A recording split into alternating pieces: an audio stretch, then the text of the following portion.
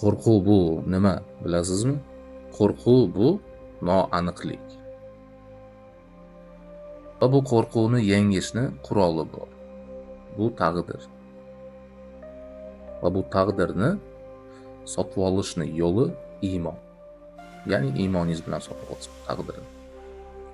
Men sizga misol tasavvur bilan tushuntiraman. Tasavvur qiling, bir uyga kirdingiz va sizni orqangizdan eshikni yopib qo'yishdi. Eng qizig'i, bu uyga siz birinchi marotaba kirishingiz. Chirog'i o'chiq, qop qorong'u, hech nimani ko'rmaysiz. Va siz chiroqni istashni boshlab qolasiz. Mana shu chiroq taqdir bo'ladi. Har bitta qadamingizni o'ylab bosasiz, ehtiyotkorlik bilan, qo'rquv bilan. Qayerga urilib ketaman?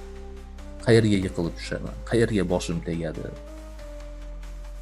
Mana shular qo'rquv bo'ladi. Noaniqlik. Va siz chiroqni topganingizdan keyin uni yoqasiz. Mana shu iymon. Tasavvur qiling, hamma narsa ko'rinyapti.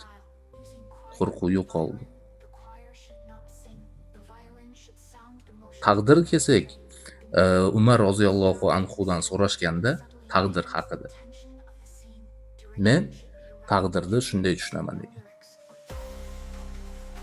Nimagadir duch kelsam taqdir asosida. Va ana shu duch kelgan narsadan qochganim Allohning taqdiridan Allohning taqdiriga qochayotganim bo'ladi deydi.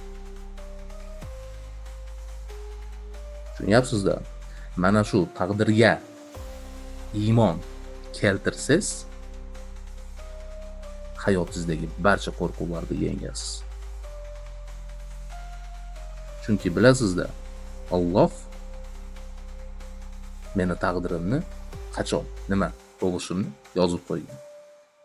Qayerga bormay, Allohning taqdiri ekan.